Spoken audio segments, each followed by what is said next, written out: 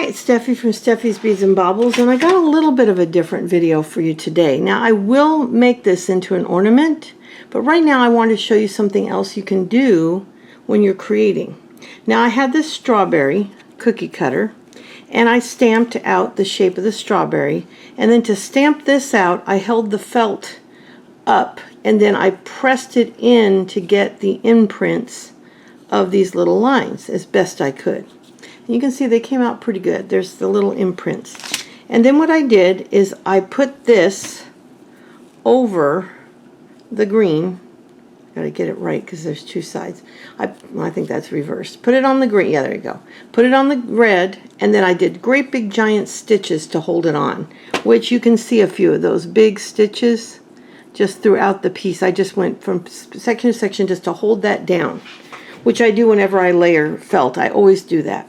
And then I thought it'd be fun to put the bugle beads around. Now, some of it is not as good as I'd like. I'm out of practice. I've only done this a few times. But the places that are like that, I'll go back through with a little bit more thread. But also when I put it together as an ornament, I'm going to do a single beaded edge, and at that point I can hold a lot of that in. But what's fun is to be able to show you the amount of stitches that go into something like this. And I used just a red metallic, generic red metallic 5mm sequin for the red, and a similar green metallic 5mm for the green. And then the bugle beads I used were just a small bugle bead. It's this little hank I have here from years ago. I've had this probably 10-15 years. And then I had a little bag of some green. And you can see they're not real long. They're about maybe a 1/4 inch, something like that. They're very tiny, little bugle beads. And you can get those a lot of places. My seed beads, I use these reds from Hobby Lobby. And the green were just, these were just a green I had. I probably have these also, but I just happened to grab this one out, which is a Toho brand round seed bead 11O silver line dark green that I bought at Aura Crystals. But I think you can buy a similar green at Hobby Lobby for probably cheaper. This was like $2 I bought years ago. And then I wanted to put the little seats, but when I went to use my normal size bead, which I wanted to do in this kind of custardy color, it was just way too big. I mean, I'll show you the difference. This is an 11O, again a Toho. They're my favorite brand. But you can see these are big. I found these in my stash that a dear friend gave me. And you can see the difference in size. These are a 15O compared to the 11O. So a big difference, and that really made it look better. The other ones took up too much of the sequin, and it didn't look right. So I experimented. Now, of course, they're not as pointy as I would have liked, because to fit the sequins in, you had to round them out a little bit. But I think it still came out cute.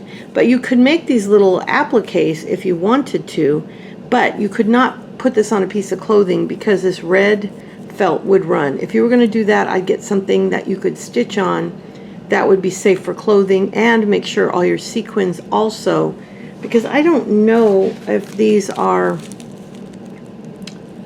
see, it doesn't say on the Cartwright's packaging if they're washable. I would assume that most of your sequins are not washable. So if you're going to put this on anything that you're going to wash, you might want to cut a little piece of Velcro, you know, put some strips of Velcro on it, maybe some small strips to hold on the little small areas, and then press it onto the garment, and then you can pull it off when you wash the garment, or the backpack, or whatever you're going to put it on. But felt is very, very likely to bleed. And like I said, the sequins could lose their color. I just don't know. I would not ever recommend, unless your package of sequins says on it washable, but none of these do. I will look on the Cartwright site and see what it says, and when I do the video for the strawberry ornament, I'll tell you what I've learned, if anything. But I believe I read on Cartwright's that they didn't recommend washing these sequins. You can get such an amazing selection, but they're for crafting and for doing things that don't need to be washed. Now, I am going to embellish some clothing, and when I do, I'll be very careful to test it and see. And I would put it this way: if you're going to put any sequins onto a garment, hand wash the garment. Then it might be okay. I'll test it though. When I do this ornament video, I'll let you know what I find out. And I'm going to do some clothing embellishment. At that point, we'll test it. But for now, I just wanted to show you can make little cute appliques as well, and really looks applique style when you see.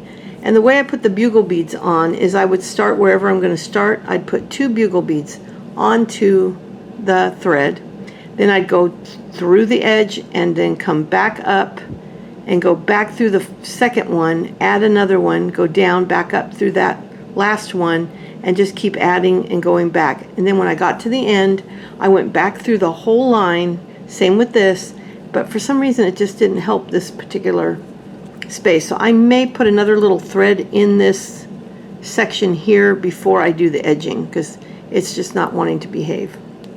But it's a lot of fun. It was something different. I had a 4-hour phone call with our oldest granddaughter, and I did this while I was talking to her, and I'm really, really pleased with how it came out. So I will do another short video showing you how it looks as an ornament, and then going back through more of the details of how I make it. But I just kind of wanted to show you something different. It was a lot of fun. I did use the colored threads. You don't have to. You can use a white thread.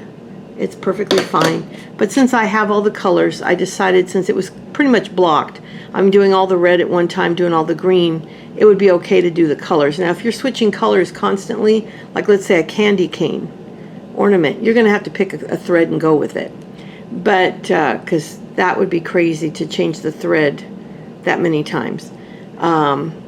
So I have alternated thread, I think, before, where I've had 2 threads and then I alternate, but that's a pain too. So I pick my thread and go with it. So I did green for up here and red for down here. You can see it on the back. And then when I do the edging, I'll do the same thing. I'll do red thread from here to here and green thread up to there. But I'll be back with the other video probably next week. I'm going to try to stagger these a week apart. I've got 4 videos to record today. This is the first one I'm doing. So I'll be back again soon. I'm really trying to work hard and get you a lot of videos and make up for all the time I couldn't. And I'll also do an update of how my new studio is coming along as well. But I'll be back soon. Bye.